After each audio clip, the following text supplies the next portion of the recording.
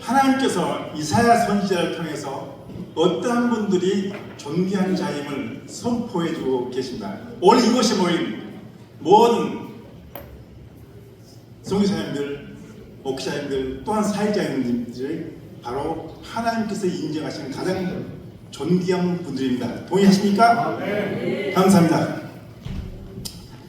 저는 러시아에서도 시베리아 땅은 기억나시죠? 대한민국에서 훌륭하신 목사님들의 축사로 인해 가지고 모든 악한 귀신들이 모여있는 곳, 시베리아에서도 중앙도시 노보시비르스크에서 사역하고 있는 김차용 선교사입니다. 오늘 제가 강의하고자 하는 내용은 선교의 지속적인 동력은 하나님께서 요구하시는 것이다. 그게 강의 주제입니다. 그래서 우리가 반드시 기억해야 될 선교사님들도 마찬가지고 목회하시는 분들도 마찬가지입니다. 기억해야 할 부분이 7가지가 있고 8배 중에 이렇게 결론을 맺었습니다. 자, 첫 번째 기억해야 될 것은 이제 강의 시작하기 전에 그 내용을 인덱스 좀 해주겠습니다. 선택받은 선교사임을 기억하라. 두 번째는 하나님께서는 그 선택하신 분들에게 약속을 해주시면서 권세와 권능을 주시는 우리 하나님이심을 밝혀주고 있습니다. 세 번째로는 복음의 현장에서 나타나는 수많은 능력들이 있습니다. 어떤 일들이 있습니다. 이거에 대해서 어떤 상황들이 선교지에서 발생되고 있는가에 대해서 살펴보겠습니다. 네 번째는 상황과 현상들이 선교지에서 뿐만 목회 현장에서 또한 어떠한 사역지에서 굉장히 많이 나타나는데 이러한 현상들에 대한 나의 반응이 어떻게 나타나는가, 거기에 대해서 살펴보는데요. 반응은 2가지 방향으로 나타납니다. 첫째는 현상적 반응이라고 하기도 하고 두 번째는 본질적 반응입니다. 이거에 대해서 좀 살펴보겠습니다. 다섯 번째는 우리가 하나님의 전신갑주를 입으라 했는데 그것을 벗어버리는 걸 갖다가 무장해제라고 합니다. 무장해제 되어버린 사람들이 어떻게 그 결과가 온가에 대해서 살펴볼 거예요. 그리고 6번째는 신앙과 믿음의 상태를 점검해 보겠습니다. 그리고 7번째는 그러면 하나님의 대책은 무엇인가? 하나님의 대책, 치유와 회복입니다. 그러면서 이제 결론을 내겠습니다. 짧은 시간입니다. 그래서 제가 길게 하지 않고 가능한 시간 이전에 훨씬 이전에 끝내버리겠습니다. 제가 이 말씀을 준비하면서요. 저는 이제 평소에는 강의 노트를 안 쓰는데요. 이번에 썼습니다. 왜냐하면 하나님께서 하나하나 알려주시는데 이걸 정확하게 전달해야 되겠더라고요. 왜냐하면 오늘 우리가 필연적으로 경험해야 될 그런 모든 일들이기 때문입니다. 또 알아야 되는 것이죠. 그래서 오늘은 이렇게 좀 강의 내용을 좀 잘 기록해 왔습니다. 자, 선교지에서나 또한 목회자에게 있어서 아무리 탁월한 스펙과 좋은 은사 그리고 모든 것을 다 가지고 준비하고 있다 할지라도 선교지에서 사역의 현장에서 건강을 잃고 그곳을 떠난다면 그 사역지라든지 그 선교사 그 본인에게는 우리가 헤아릴 수도 없을 만큼 복음적 손실이 있다는 것은 피할 수가 없는 것입니다. 오늘 이러한 현상들이 우리 한국 선교사님들한테 너무도 많이 발생되고 있습니다. 한국에 있는 어느 큰 종합병원 CEO 이사장님께서 그렇게 말씀하셨습니다. 자기 병원에도 한국 선교사님들이 선교에 있어서 지금 치료받기 위해서 어마어마한 많은 인원이 와서 입원하고 있다는 거예요. 이렇게 입원하고 있음으로 말미암아 그 복음적 손실이 얼마나 큰가에 대해서 그 CEO 이사장님은 마음에 참 쓰림을 이렇게 경험하고 있더라고요. 저도 많은 분들 또한 우리 KWMI, MC, MA, WFMS 수많은 그 선교 단체들에게서 올라오는 기도 제목들이 수많은 선교사님들이 그 현장에서 그 많은 질병과 또 여러 가지 고통 때문에 기도의 제목으로 올라오고 뿐만 아니라 한국에 와서 치료를 받고 있다. 이 부분에 대해서 기도 제목으로 올라옵니다. 이런 부분에 대해서 한번 살펴보겠습니다. 그런데 이러한 상황들에는 반드시 원인이 있습니다. 자, 원인이 있다는 것은요, 그 원인을 피할 수도 있고 막을 수도 있다는 것입니다. 그래서 오늘은 말씀을 통해서 그 원인이 무엇인가를 살펴보고, 또한 말씀을 통해서 어떻게 그러한 상황들을 피할 수 있는가 한번 살펴보기로 하겠습니다. 왜냐하면 하나님의 복음의 능력으로 회복되어서, 그래서 선교의 연속성을 가지기 위함입니다. 자, 첫째로 선택받은 선교사님을 기억하라. 내가 누구를 보내며 누가 우리를 위하여 갈고, 그때 내가 물어보니 주여 내가 여기 있나이다. 나를 보내소서. 내가 너를 지명하여 불렀나니 너는 내 것이라. 내가 먼 나라에서부터 나의 뜻을 이룰 사람들을 불러오리라. 이사야 선지자를 통해서 하나님께서 이렇게 선포하고 있습니다. 외치고 있습니다. 자, 하나님께서 선택하시고 인정하시는 가장 존귀하신 분들이 바로 선지자, 선교사입니다. 이전에 우리 강사님들도 선지자나 선교사나 동일한 하나님의 말씀을 전하는 자라 말씀하셨습니다. 저도 동의합니다. 그래서 이사야 선지자는 그 기록된 성경에 선지자로 기록했지만 오늘은 그 선지자 대신에 선교사입니다. 그래서 오늘 말씀에 나오는 많은 선지자들에 대해서 저는 선교사로 부르고 있습니다.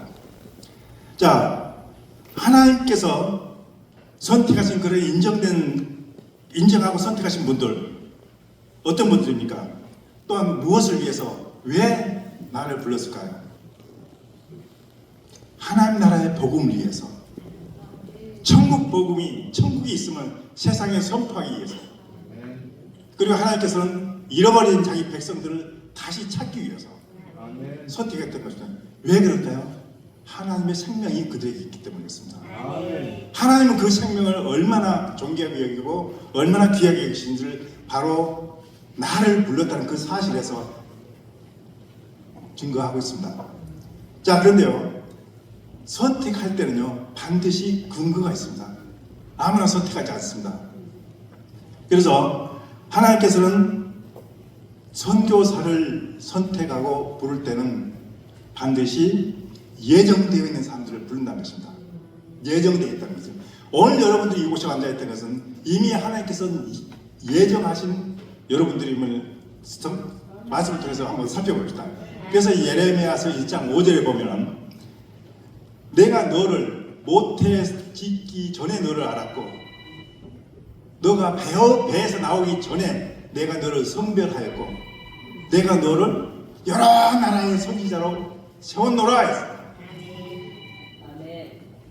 자, 다윗은요 시편의 71편 9절에 보면은, 나의 어머니의 배에서부터 주께서 나를 선택하셨사오니 내가 하나님을 찬송하리이다. 자, 잘 들어보세요. 모태에서 짓기 전에, 배에서 나오기 전에, 어머니의 배에서부터, 그럼 어느 때 낳기 전이잖아요. 그때 이미 여러분들은 하나님께서 예정하신 분들은 정해져 있다는 것입니다. 오늘 여러분들요, 제가 전하는 말씀들, 저는 이 부분을 내가 아는 지식으로 정리하지 않았습니다. 정말 기도하면서 하나님 어떻게 해야 됩니까 했을 때 하나하나 주시는데, 그래서 그 주신 거 다 받아서 적었습니다. 자, 사도행전 9장 15절을 보면요, 예수님이 담의 세계에서 사울을 만났을 때 그 사울에게 한 말이 이렇게 얘기합니다. 이 사람은 내 이름을 이방인들과 임금들과 이스라엘 후손에게 전하기 위하여 택한 나의 그릇이라. 이 사람들 바로 여러분들입니다. 택함을 받았다는 사실은 하나님의 계획과 목적과 뜻이 그에게 있다는 증거입니다. 우리가 이것을 간과하거나 잃어버려서는 안 됩니다. 지금 선교지에서 나타나는 수많은 일들이 이것을 다 잃어버렸습니다. 제가 선교사이기 때문에 이런 얘기를 할 수가 있습니다. 만일에 제가 한국에서 목회만 하고 있었다면 선교사에 대해서는 일체 말할 수가 없습니다. 저는 현지 지금도 그 땅에서 사역을 계속 진행하고 있습니다. 자, 그러면 하나님께서는 그렇게 선택해서 보내고자 한 예정된 선교사를 그냥 보냅니까? 아니죠. 권세도 주시고 능력도 주시고 하나님께서 필요한 모든 걸 다 주십니다. 왜냐하면 잘 들어보세요. 여호수아 1장 9절에 보면 내가 어디로 가든지 나의 하나님 여호와가 너와 함께 하느니라. 자, 하나님이 나와 함께 한다는 것은 굉장히 아주 큰 의미가 있습니다. 분명히 하나님 왜 나와 이렇게 동의해 준다고 이렇게 말씀하실까 했을 때는요. 자, 다음 말씀 들어보세요. 이사야서 41장 10절. 여러분들 너무도 잘 알고 있습니다. 두려워하지 말라. 나는 너희 하나님이라. 놀라지 말라. 내가 너를 굳세게 하리라. 자, 여기서요. 두려워하지 말라 했잖아요. 왜 두려워하지 말라 했을까요? 하나님께서 이미 우리가 가서 사역해야 될 그 사역의 현장이 어떤 상황인 것을 우리보다 더 잘 알고 있습니다. 그래서 놀라지 말라. 내가 너를 굳세게 하리라. 참으로 너를 도와주리라.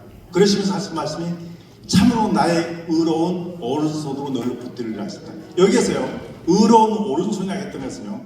하나님의 강력한 팔의 힘입니다. 능력입니다. 그것이 나를 붙들어준다 했습니다. 그러면 나에게 어떤 능력이 있나요? 자, 들어보세요. 바로 선교의 현장, 사역의 현장에는요. 한국 목회 지역에서도 마찬가지겠지만 선교 지역에서도 더욱 그렇습니다. 즉 마귀들의 진이 너무도 강하게 쳐져 있기 때문에 그렇습니다. 즉 마귀의 세력이 장악하고 있는 모든 선교지의 상황을 하나님께서는 너무도 잘 알고 계시기 때문에 이렇게 강조하신 것입니다. 그래서 예레미야서 1장 8절에 보면 내가 너와 함께하여 너를 구원하리라. 어디서도 구원한다는 거예요. 그 마귀의 세력은요. 마귀가 눈에 보입니까? 안 보이잖아요. 교모하게 나타납니다. 제가 말씀드릴게요. 그러면 그 마귀의 세력이 어떻게 나타나는가에 대해서 예수님께서는 자기 12제자를 불러서 이렇게 얘기합니다. 너희는 가서 귀신을 쫓아내며 모든 병을 고치며 모든 약한 것을 고치며 그러면서 모든 약한 것을 고치는 권능을 주시니라 했습니다.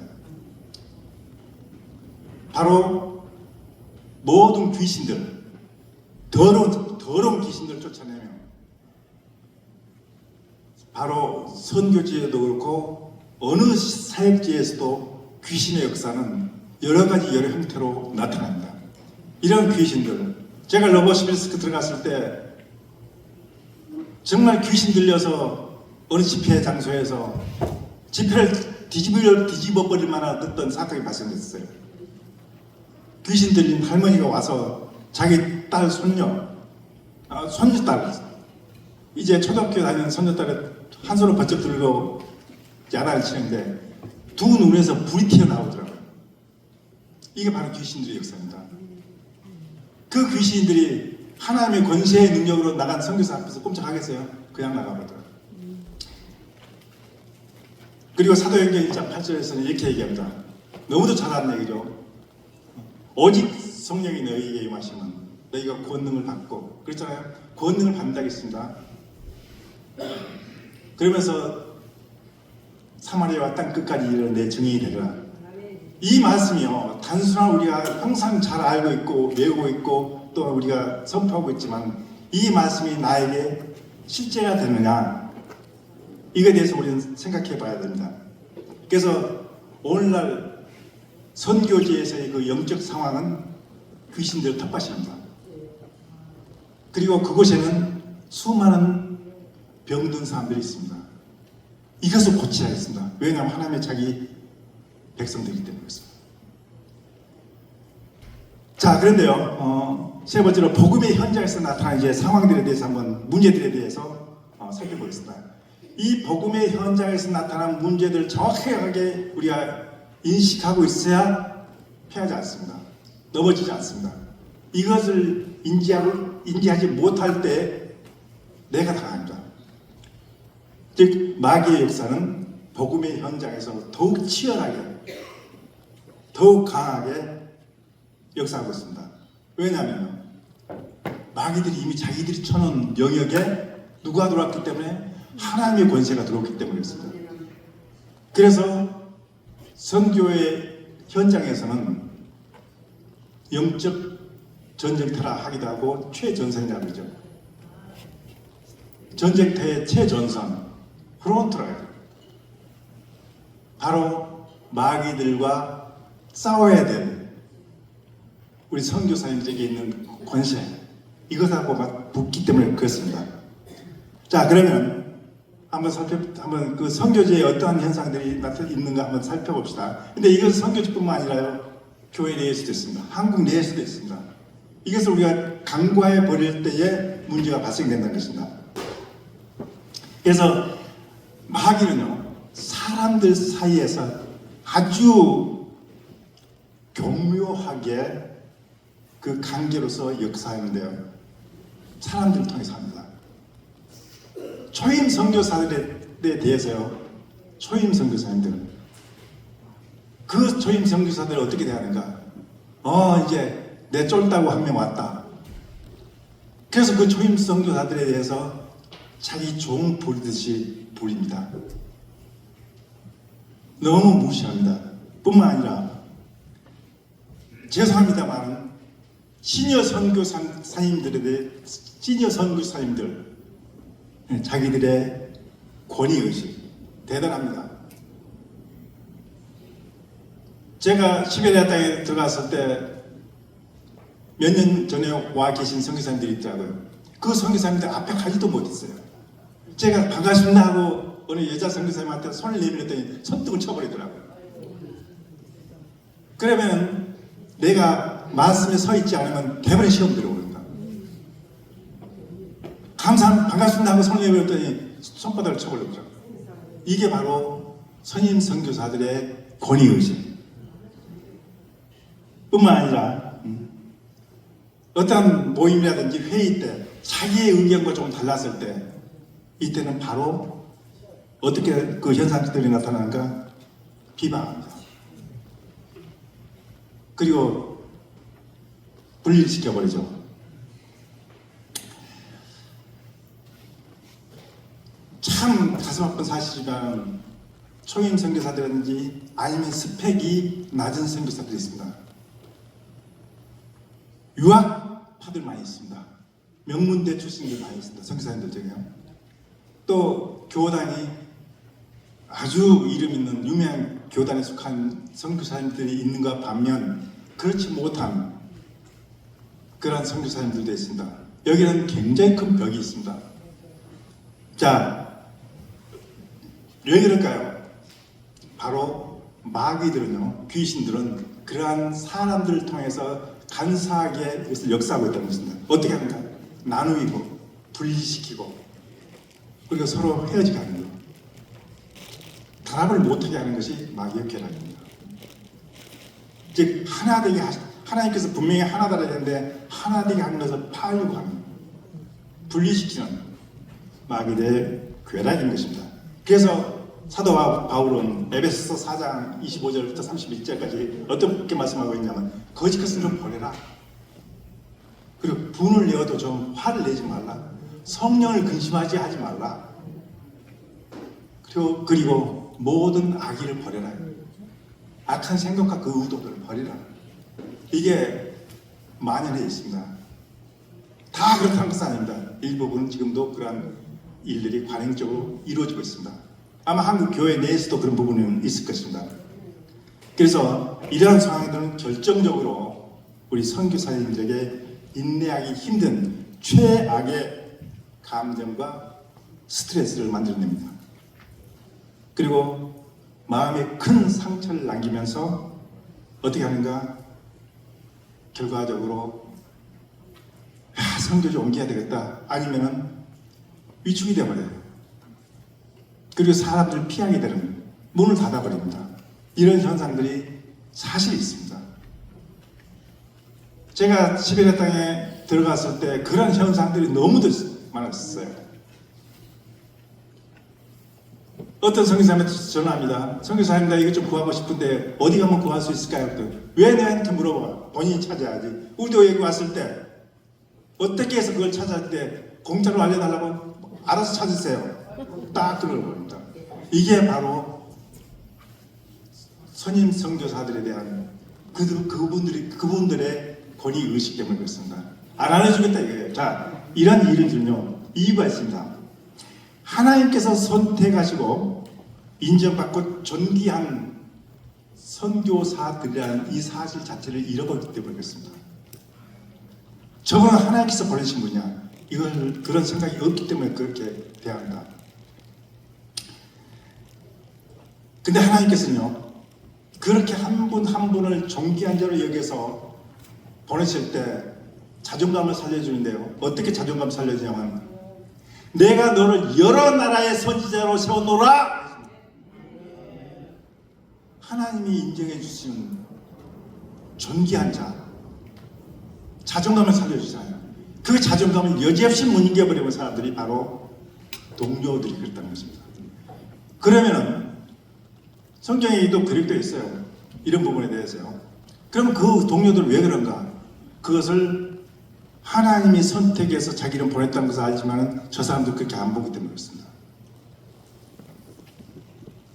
자, 문제는 이러한 상황들이 이제 있어요.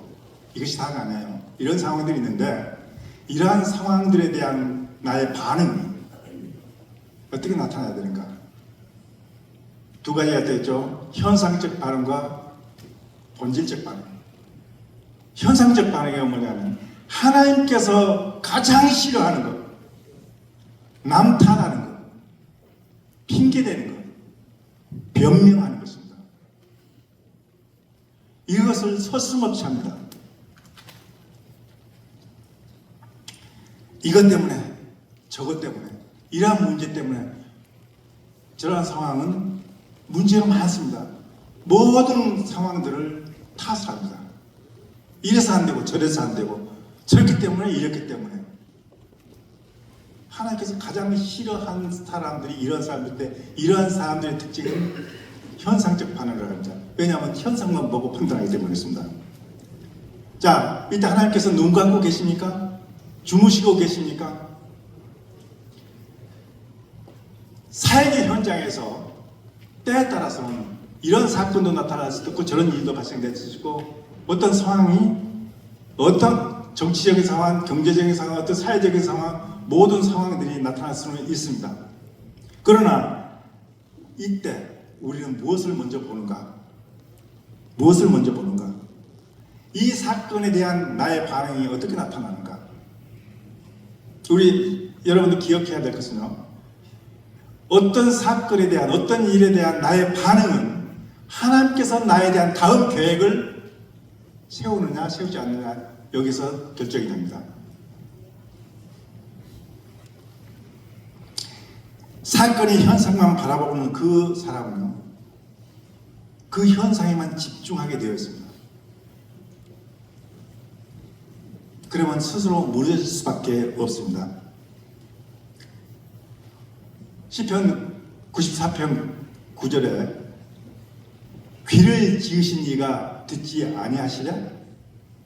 눈을 만드신 이가 보지 아니하시랴? 귀도 짓고 눈도 만드신 분이 듣지 않고 보지 않겠냐는 얘기입니다. 그러면서 우리에게 하신 말씀이 그대로 우리에게 적용된 부분이 있는데요.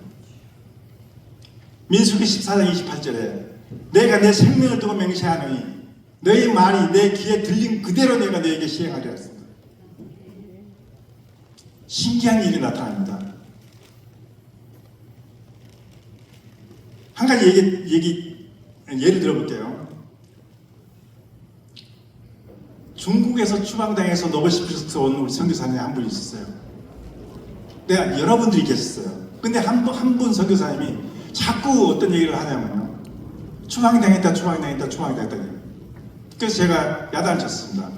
추방당했다는 얘기 앞으로 쓰지 말라. 하나님의 이동이라고 하나 했어요. 하나님께서 이동하신다. 근데 그 말을 안 듣더라고요. 오신 지 얼마 몇 년 안 됐어요. 지금 학교 학생으로서 언어 배우고 있는데.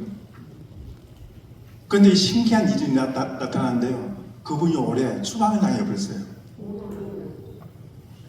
한국에 갔다가 이제 러시아로 들어가려고 공항에 내렸는데, 이제 노보시비스크 공항에 내렸는데 입국 거부가 돼버린 거예요. 왜 그랬을까요? 확인을 해본 거예요. 그러니까 결국은 뭐라고 얘기하냐면 사회적 불안 요소가 있는 사람이라 그쪽으로 분리시키는 거예요. 말이 안 되잖아요. 그러면 다른 선교사님들은요? 저는 이렇게 생각했어요. 그분이 그렇게 그 용어를 많이 쓰더니 그대로 됐구나. 죄송합니다만은 이런 일이 신기하게 발생이 됩니다. 현상에 집중할 때요. 현상에 집중할 때 왜 나에게는 그렇게 이런 일이 발생될까? 그러면서 상황에 대해서 불평불만만 하고 있습니다. 원망하게 됩니다. 왜 나에게 이런 일이 발생됐을까? 현상에 집중할 때 이런 생각이 들어옵니다. 자, 봅시다. 그러면 본질적 반응으로 나타난 살아왔던 인물들이 성경에도 많이 기록되어 있고 오늘 여기에 계신 선교사님들도 있습니다. 형들로부터 미움을 받았던 요셉의 인생을 너무도 잘 아실 것입니다. 어떻게 살아왔는가? 골리앗 앞에 섰던 다윗, 다니엘과 세 친구들, 오늘 여기 계신 선교사님들, 제가 존경하는 선교사님들 계세요. 이런 분들 참으로 지금까지 형통한 날만 있었겠습니까? 아닙니다. 여러 가지 여러 상황들, 때때로는 마음도 아프고 어렵기도 하고 힘들기도 했지만 그런 상황에 반응하지 않고 오직 하나님께 반응하면서 살아왔던 선교사님들, 제가 아까 얘기했죠. 요셉이든지 다윗이든지 다니엘과 세 친구들, 그 외에도 수많은 말씀이 있습니다. 이런 사람들에서, 이런 분들에 대해서 하나님께서 어떻게 말씀하시냐면 바로 이사야에서 26장 3절에 이렇게 기록하고 있습니다. 주께서 심지가 견고한 자를 평강하고 평강하도록 지키시리니 이는 그가 하나님을 의뢰하리라. 주께서 심지가 견고한 자, 믿음이 견고한 자, 어떤 상황에서도 흔들리지 않습니다. 그런데요, 이런 분들한테 하나님께서는 축복해 주신다. 어떻게 축복합니까? 바로 평강하고 평강하도록 지키리라 했습니다. 이는 그가 주를 신뢰하며. 평강하고 평강. 예수님이 사흘 십자가에 달리신 후에 다시 제자들 앞에 나와서 가장 처음 하신 말씀이 어떤 말씀이었을까? 평안이 있을지어다. 이 평안은요, 하나님이 주신 축복 중에 축복입니다. 우리가 이 평안을 잃어버릴 때 평안 반대 것이 들어와 버립니다. 그러면 내한테서 평안이 없다면 평안 반대 것이 있다는 증거예요. 다음에 살펴봅시다. 그런데 이런 분들에게 하나님께서는 인센티브로 또 축복해 주십니다. 심지가 견고한 자, 평강이 있으라 했고, 또 욥기서 22장 28절에서는 내가 무엇을 결정하면 이루어질 것이요 빛이 그 길에 비치리라. 무엇을 결정하면 이루어진다고 했습니다. 때에 따라서 아마 여러분들 경험하신 분들이 있을 거예요. 무엇이냐면 좀 이것 좀 하고 싶은데 마음에 소원이 있었어요. 근데 그것이 하기도 전에 일이 쳐서 풀리시는 분들이 있습니다. 이것이 바로 이 말씀 때문에 그렇습니다. 하나님께서 인정한 존귀한 사람으로 선택해서 보내셨을 때는요, 그가 무엇을 하고 결정을 하게 되면요, 그 결정을 이미 하나님께서 앞서 나가서 일해 나가십니다. 왜냐하면 하나님의 하나님됨을 그를 통해서 나타내시고자 하기 때문입니다. 그러면서 이제 시편 57편 2절 너무도 잘 알고 계시죠. 내가 지존하신 하나님께 여호와께 부르짖으며 곧 나를 위하여 모든 것을 이루는 하나님께로다 했습니다. 나를 위해서 모든 것을 이루어 가신 우리 하나님, 그렇게 선포하고 있습니다. 자, 아까 제가 얘기했죠. 무장 해제돼 버린 사람들, 무장 해제돼 버린 사람들한테 그 결과가 참 안타깝게 나오고 있습니다. 사람의 영혼과 심령과 마음은요, 완전한 하나의 유기체로 연결되어 있습니다. 그래서 어떠한 충격적인 현상이라든지 그런 상황을 만날 때 우리 심령과 영혼과 마음 속에서 놀라는 일이 발생돼도 몸도 같이 놀립니다. 이것이 증거입니다. 그래서 사람의 영혼과 마음과 심령은요, 육체는 하나 되었다는 것을 증거해 주고 있습니다. 그래서 사람이 심한 스트레스를 받거나 심한 상처로 인해서 깨어질 때 몸은 심각하게 반응하는데요, 그 반응이 어떻게 나타나냐면, 놀라지 마세요. 여러분들 건강을 위해서 몸에 가장 먼저 가장 강하게 있어야 될 것이 바로 면역 체계가 있습니다. 이 면역 체계는 의사들이 말합니다. 면역 체계는 사람이 분을 품고 살 때, 놀랄 때, 아주 근심 걱정 고민으로 화가 많이 났을 때, 상처로 인해서 마음이 찢어질 때 면역 체계는 급속도로 파괴된다겠습니다. 그래서 면역 체계가 깨져버리면요, 모든 상황 속에서 바로 그 어떠한 그 질병이든지 바로 노출된다고 그렇게 얘기하고 있습니다. 자, 여러분 하나 기억하셔요. 저는 실제 현직 의사한테 얘기 들었습니다. 뭐냐면 모든 질병은 사람 가운데 있는 모든 질병은 외적 환경이나 영향에 의해서가 아니고 내적 반응에 의해서 발생된다, 이렇게 얘기하고 있습니다. 오늘 이태희 목사님도 그런 말씀하셨는데요. 내 마음이 어떻게 반응하는가, 어떤 환경과 영향이 있다 해도 분을 낼 수 있는 그런 환경에도 분을 안 받아들이면 됩니다. 문제는 내가 받아들여서 어서 오십시오 해가지고 내 마음에 품고 그것을 묵상해. 여기 우리 스텝 중에 조동천 우리 선교사님 계신데 그분 지금 몸에 아주 좋지 못한 그 암이 있더라고요. 근데 건강하게 일해요. 자, 몸에 암이 있다 했을 때 그 암을 묵상해요. 계속 마음을 묵상합니다. 이 암이 급속도로 불어납니다. 무시해버렸어요. 철저하게 무시해버렸을 때 이 암은 빠져나가게 됐습니다. 자, 그래서 잠언 17장 22절에 보면 마음의 즐거움은 양약이라도 있습니다. 심령의 근심은 뼈를 마르게 한다. 뼈가 마를 때는 어느 때 마릅니까? 죽었을 때 마르잖아요. 그만큼 이게 아주 강하게 말씀하신 것입니다. 그래서 잠언 18장 14절에도 사람의 심령은 그의 병을 능히 이기려니와 심령의 상황은 누가 그것을 이기겠느냐 하겠습니다. 즉 영혼이 병이 들면 마음이 병이 들고 마음이 병이 들면 육체도 바로 병이 든다, 그런 말씀입니다. 자, 이럴 때 우리가 한번 살펴봅시다. 신앙에 대해서 한번 살펴봅시다. 신앙과 믿음의 상태 우리 한번 살펴봅시다. 그래서 사실 저는 이런 선교 대회를 통해서라도 우리 신앙과 믿음을 한번 점검해 보아야 할 필요가 있습니다. 우리가 과거에 신앙생활 시작할 때 아골골짝 빈들에도 복음 들고 가오리다 얼마나 찬양 많이 했습니까? 내가 사망의 음침한 골짜기로 다닐지라도 해를 두려워하지 않을 것은 주께서 나와 함께 하시리라. 얼마나 많은 말씀을 읽었습니까? 자, 근데 이것이 왜 나에게 능력이 안 되고 나에게 이것이 실제가 되지 않을까? 즉, 그 말씀을 잃어버렸기 때문에 그렇습니다. 복음의 실체는 말씀입니다. 말씀의 실체는 주님이십니다. 그것을 잃어버렸기 때문에 그렇습니다.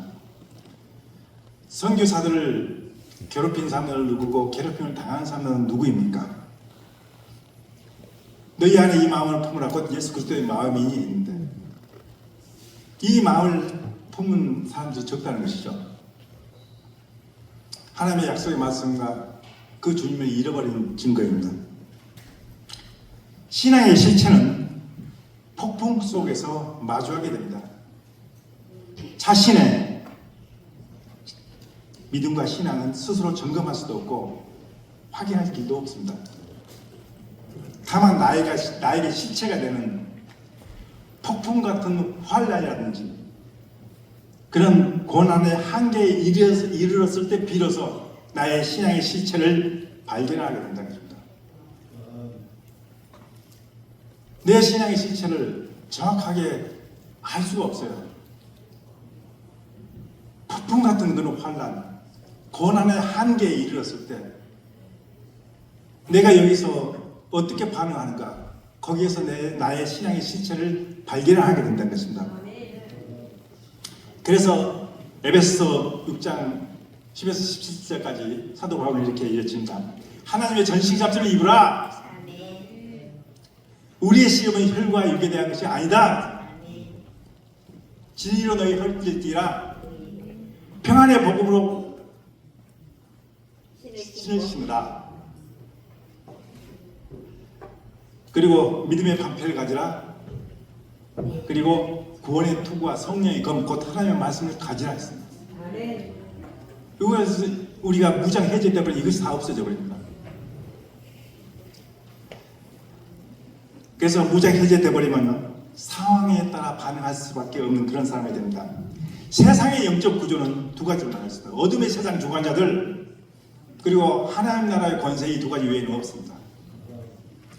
오늘 우리는 하나님의 권세 아래 살고 있습니다. 그러나 우리는 어느 때라도 방심하면 마귀의 관계에 넘어질 수밖에 없는 연약한 존재들입니다.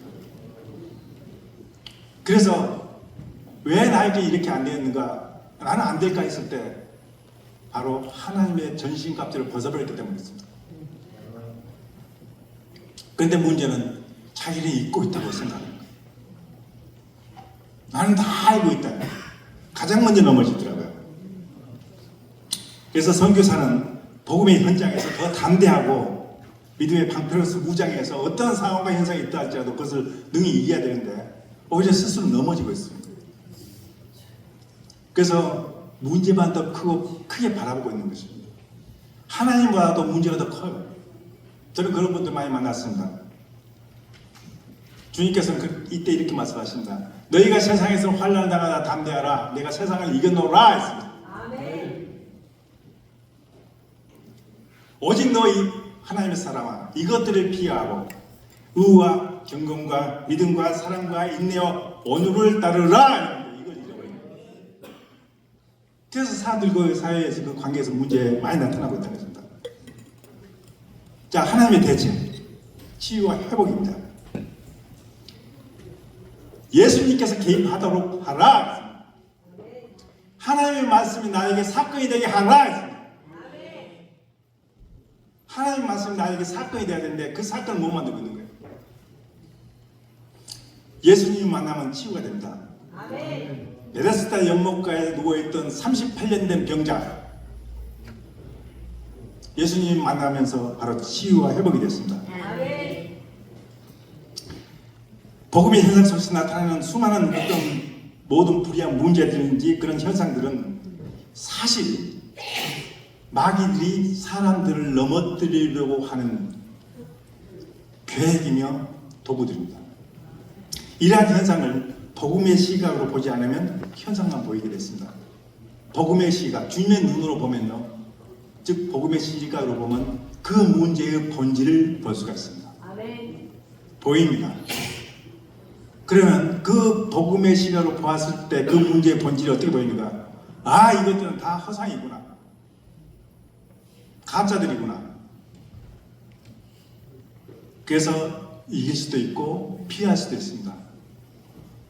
그게 빨리 들어가지 않습니다. 왜냐하면 우리에게는 하나님의 권세가 있기 때문에, 말씀의 권세가 있기 때문에 그렇습니다. 하나님의 말씀은 살아있고 운동력이 있어 좌우의 날서는 어떤 검보다도 예리하여 혀과 영과 및 관절과 골수를 찔러 쪼개게 합니다. 자, 이 말씀이요, 히브리서 4장 12절 말씀이죠. 왜 이 말씀이 있냐면 하나님의 말씀이 우리에게 실제 사건이 될 수 있도록 하시기 위해서 이렇게 말씀해 주신 것입니다. 하나님께서 우리에게 요구하고 있는 것이 바로 이 말씀입니다. 내가 너에게 이런 말, 영이라고 했잖아요. 이 말씀이 우리에게 사건이 되기 위해서는 실제가 되어야 된다. 나한테 사건을 만들려면 그 말씀이 나한테 적용이 되어야 됩니다. 말씀을 이기지를 못하는 거예요. 자, 결정적인 회개가 있을 때 치유와 회복은 시작됩니다. 회개치 않으면, 아까 이태희 목사님도 말씀하셨죠. 회개치 않으면 이루어지지를 않습니다. 그래서 시편 103편 3절과 4절을 보면은 그가 너의 모든 죄악을 사하시며 모든 불의에서 내 모든 병을 고치시며 또한 너의 생명을 파멸해서 속량하시다 했습니다. 가장 먼저가 죄를 사함받다 했잖아요. 근데 우리는 죄 없이 살 수가 없어요. 그래서 요한일서 8절과 9절에 보면 너희가 만일 죄가 없다면 스스로 속이는 자요 진리가 너희 가운데 있지 아니할 것이고 만일 우리가 우리 죄를 자백하면 저는 미쁘시고 의로우사 우리 죄를 사하시며 모든 불의의 소리를 깨끗하게 하실 것이라 했습니다. 그렇게 내가 회개를 했을 때 그 바로 내 육신가에 있는 모든 질병을 떠나가게 되어 있습니다. 사람의 육체는 하나님의 생명의 영이 있기 때문에 우리는 살 수가 있습니다. 그래서 하나님의 말씀은 사람을 살리는 생명의 영입니다. 그 말씀을 계속해서 우리가 받고 읽고 선포할 때 내 몸 가운데 있는 말씀들은 내 몸 가운데 모든 질병들은 떠나가게 되어 있습니다. 이제 시간이 다 돼갔네요. 그래서 우리가 한 1분만 더 할게요. 그가 찔림으로 우리 허물을 인하며 그가 사람 우리의 죄악을 인하며 그가 징계를 당함으로 우리가 평화를 누리고 그가 채찍에 맞음으로 우리가 나음을 입었도다. 우리는 다 양 같아서 그 행하여 각기 제 길로 갔거늘 여호와께서 우리 모두의 죄악을 그에게 담당시켜줬다. 그러면서 이제 친히 나무에 달려 그 몸으로 우리 죄를 담당하셨으니 이는 우리로 죄에 대해서 죽고 의에 대하여 살게 하려 하심이라. 그가 채찍에 맞음으로 너희는 나음을 입었나니 이렇게 선포해 주고 있습니다. 그래서 하나님의 말씀은 질병으로부터 오는 인간의 모든 고통을 죄와 문제를 담당해 주시면서 해결해 주셨습니다. 이제 마지막 결론입니다. 잠언 4장 20절에 보면 말씀을 지키는 자, 그것을 얻는 자, 즉 말씀을 얻는 자에게는 온 육체의 건강이 됨이라. 무릇 지킬 만한 모든 것 중에서 더욱 내 마음을 지키라 했습니다. 내 마음 하나 지키는 것이 그렇게 어렵다는 것이죠. 성숙한 사람은 인격과 신앙이 주님을 닮아가게 되십니다. 즉 성숙한 신앙과 인격은 하나님과 동의하는 삶을 살게 되므로 하나님께서 그를 가장 존귀한 자로 여겨주십니다. 그래서 이렇게 하기 위해서는 바로 하나님 말씀이 나에게 사건이 되게 하라. 말씀을 선포해서 많이 읽으세요. 그러면 그 말씀이 신기하게 실제 나의 삶 속에 그렇게 증거되고 나타나고 있습니다. 제가 도전받기 위해서 여러분한테 이 말씀 하나로 마치겠습니다. 저는 하루에 3시간 이상씩 말씀을 소리내서 크게 읽습니다. 이럴 때요 신기하게 하나님의 말씀 그 어떤 사건들 상황들이 발생이 됩니다.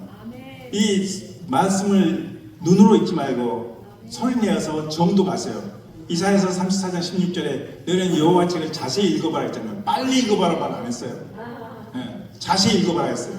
그게 다 들어있다는 것입니다. 그래서 소리내서 크게 읽을 때 하나님께서는 우리에게 실제로 그 사건의 현상들을 목도하도록 합니다. 그래서 선교의 연속성은 여기에서 계속 진행될 것입니다. 감사합니다.